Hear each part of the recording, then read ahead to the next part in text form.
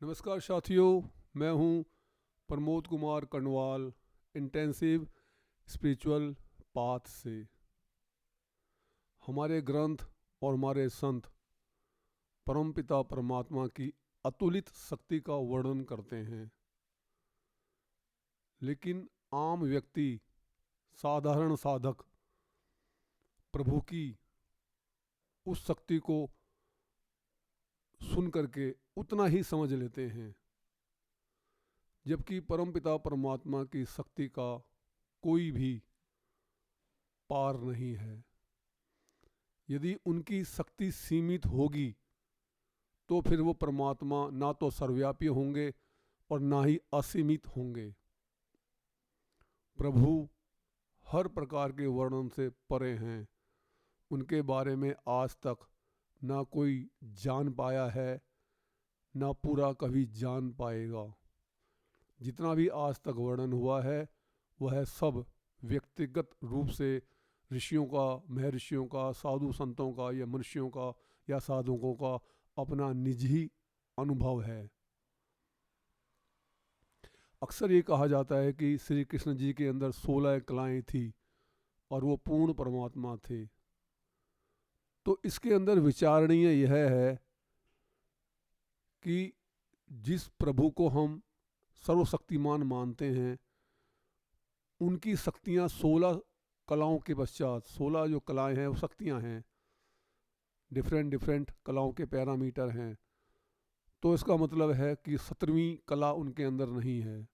यहाँ पे एक फुल स्टॉप लग गया कि प्रभु के अंदर सिर्फ 16 कलाएं हैं। ये कहाँ तक लॉजिकल है? प्रभु के अंदर तो अनंत कलाएं हैं, अनंत। 16 कला का यदि हम परसेंटेज उनकी कलाओं के आगे निकालें तो संख्या फिर भी 0 ही रहेगी, 0.0000 ही रहेगी, एक भी नहीं आएगा। 16 कलाएं उनके आगे इतनी ज़्यादा छोटी या नॉन काउंटेबल हैं। अक्सर कहा जाता है कि श्री कृष्ण जी के अंदर 16 कलाएं थी। एक्चुअल में उनको जो भेजा गया था सर्वव्यापी प्रभु के द्वारा, तो उनको उतनी कलाओं से उनका काम चल जाना था जिस काम के लिए उनको भेजा गया था। ये नियम है, जिस काम के लिए भेजा जाता है उतना ही राशन पानी, उतना ही हथियार दिए जाते हैं। ये आज भी एप्लीकेबल है और यही उनके साथ हुआ। श्री राम जी के बारे में कहा जाता है कि 14 कलाएं थी, तो उनको 14 की ही जरूरत थी, लेकिन कृष्ण जी को 2 कलाएं ज़्यादा दी गई, जिसमें छल कपट इत्यादि था, चालाकी इत्यादि थी। क्योंकि रामायण काल और महाभारत काल के अंदर अंतर आ गया था। रामायण काल में इतना छल कपट नहीं था जितना महाभारत के समय में आ गया था, इसलिए 2 एक्स्ट्रा पावर श्री कृष्ण जी को दी गई। जैसे पृथ्वी कला इन 16 कलाओं में एक है, यानी उन्होंने गोवर्धन पर्वत उठाना था। तो जो गोवर्धन पर्वत, आपको पता है कोई भी पर्वत होता है भारी होता है, गुरुत्वाकर्षण बल की वजह से उसके अंदर भार होता है। तो एक कला दी गई कि यदि किसी को उठाना हो तो नीचे से गुरुत्वाकर्षण बल को समाप्त कर दो, जिसे पृथ्वी कला कहा गया। क्योंकि उन्होंने पर्वत उठाना था इसलिए उन्हें पृथ्वी कला दी गई। अंतरिक्ष कला दी गई क्योंकि एक समय ऐसा आना था, परमात्मा तो जानते हैं किस काम के लिए गए हैं, कि जयद्रथ को मारने के लिए सूर्य को छुपाना होगा, तो अंतरिक्ष कला दी गई। समुद्र कला दी गई ताकि समुद्र के अंदर भी उन्हें जाना पड़े तो उस कार्य को भली भांति वो कर सकें। जैसा कि मुनि अगस्त के पास समुद्र कला थी, वो पूरा का पूरा पानी पी गए थे। ये 16 कलाओं में आता है सारा। जैसे हनुमान जी को वायु कला दी थी, वो उड़ सकते थे। मालूम था हनुमान जी को कि इनको हमें भेजना होगा लंका में, तो वायु कला दी, यानी वायु की गति से भी तेज गति से हनुमान जी उड़ सकते थे। ये 8 उनको दी गई थी। चंद्र कला दी गई, ग्रह कला दी गई, जो ग्रह उपग्रह होते हैं, वो रावण ने जिसे अपने वश में कर लिया था 9 ग्रहों को। विद्युत कला जो इंद्र उनके देवताओं के पास थी, जिससे वो पानी बरसाते थे, जिससे वो अन्य प्रकार से बिजली कड़काते थे, वो इंद्र के पास थी। सूर्य कला, जैसे हनुमान जी ने सूर्य को निगल लिया था, ऐसा कुछ बताया जाता है। अग्नि कला, यानी अग्नि में भी चले जाए कृष्ण जी है, अन्य देवी देवता या अन्य जिनको किसी काम से भेजना है, वो अग्नि में भी ना जलें। मन की कला, यानी दूसरों के मन की बात जान लेना, जैसे श्री कृष्ण जान लेते थे। स्रोत कला, यानी जो दूसरों की बात को दूर से सुन लेते थे। इस प्रकार के 16 कलाएं थी, ये सभी श्री कृष्ण जी के पास थी।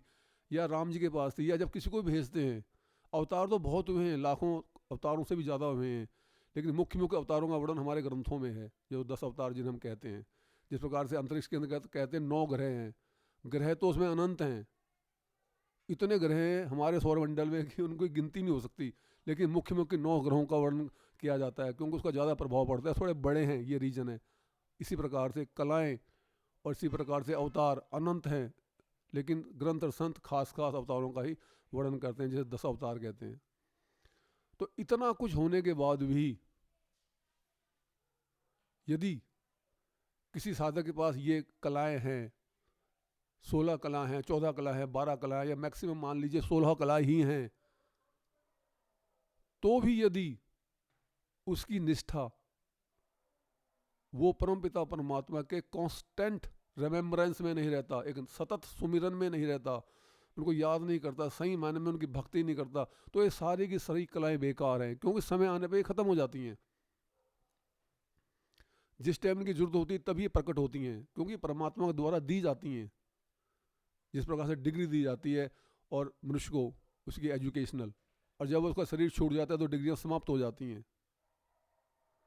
तो यही कलाओं को यदि मेंटेन करना है, लंबे समय तक अपने पास रखना है, इसको यूटिलाइज करना है, इसकी यूटिलिटी को बनाए रखना है, तो हम सबको, साधकों को, यहाँ की अवतरित पुरुषों को भी, साधु संतों ऋषि मुनियों को भी लगातार परमपिता परमात्मा का सुमिरन करना होता है, नाम जप करना होता है, ध्यान करना होता है, अच्छे चारित्रिक विशेषताओं को बनाए रखते हुए परमपिता परमात्मा की शरण में रहना होता है।